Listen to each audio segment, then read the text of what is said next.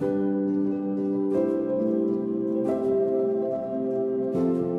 we're standing in front of the Colonel John Ashley house. It was built in 1735, and it was one of 12 enslaved households in Sheffield, Massachusetts in the 18th century.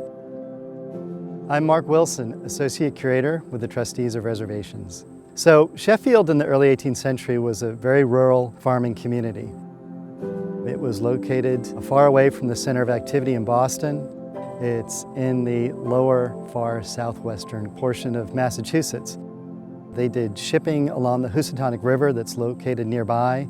They cut timber. They also produced iron ore. There's large iron deposits in the mountains surrounding us, and there were foundries throughout the valleys here that produced iron for goods sold throughout the colonies. So for the Ashley House, it was built in 1735 by John and Hannah Ashley, and it was one of the earliest houses built in Berkshire County. John Ashley came out from Westfield, Massachusetts. He purchased close to 3,000 acres of land, so he was a very large and significant member of this community. Most of that land was used for farming up until his death in 1802.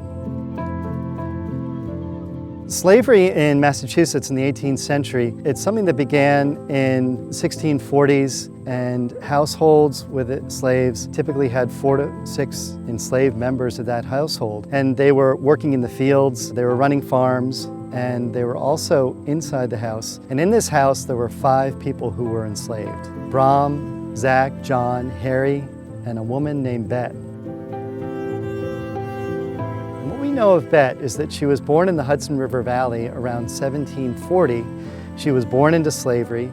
She was owned by a man named Peter Hoggaboom of Claverack, New York. Eventually, she came to this household. She was either an inheritance or she was purchased by Hannah and John. Hannah was Peter's daughter, so there was a family connection that brought her, Bett, to this home. And when Bett was here, she was working inside the house. She was cooking, she was cleaning, she was taking care of the needs of the household.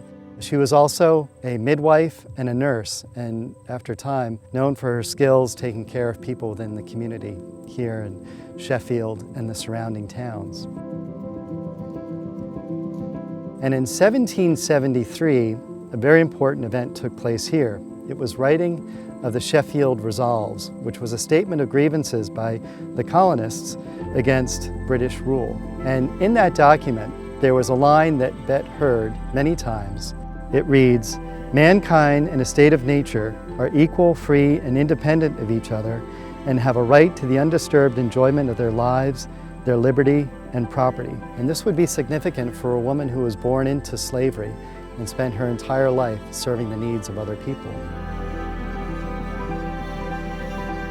So for Bett, in 1781, she makes the decision to sue for her freedom. And this is after years of listening to the words spoken from the Sheffield Resolves, the Declaration of Independence, and the new Massachusetts State Constitution. And to do so, she goes to the home of Theodore Sedgwick, the young lawyer who helped to write the Sheffield Resolves, and asks for his help as a lawyer to sue for her freedom. And they bring forward a case that under the new state constitution, slavery is illegal. In April 1781, the case is heard, and in August of 1781, a judgment is rendered freeing Elizabeth from slavery.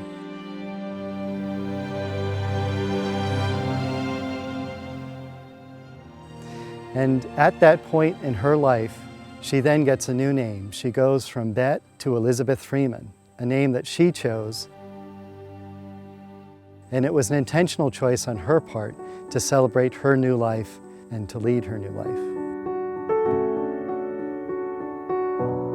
John Ashley, from whose bond she was freed, asks her to return to the household as a paid servant, but she says no, and she goes to work in the household of the Sedgwick family. In 1790, Elizabeth, who had been living with the Sedgwick family for 5 years, moves with them to their new home in Stockbridge. And in Stockbridge, she gets another name, Mum Bett. This is the third name she's known as. And Mum is an important term of endearment and respect, and it shows her place within the community. And for the remainder of her life until her death in 1829, Elizabeth continues to work with the Sedgwick family. She also becomes a landowner, purchasing 19 acres and building a house and farm on a hill overlooking the center of Stockbridge. At the time of her death, because she couldn't read or write, she had her will transcribed by Theodore Sedgwick, the lawyer who took care of her at her court case in 1781. And in doing so, she gave most of her possessions, her land, her house, her goods, to her daughter Elizabeth, to her grandchildren, and to her great-grandchildren. And when she died, she was buried with the Sedgwick family in their family plot, and her gravestone rests just next to Theodore and Pamela.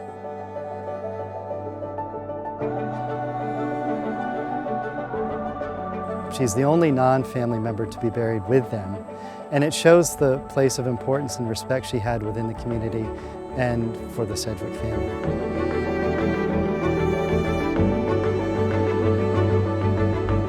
So every year on August 21st, we celebrate Elizabeth, her legacy, and what she did by becoming the first person freed from slavery within the state of Massachusetts.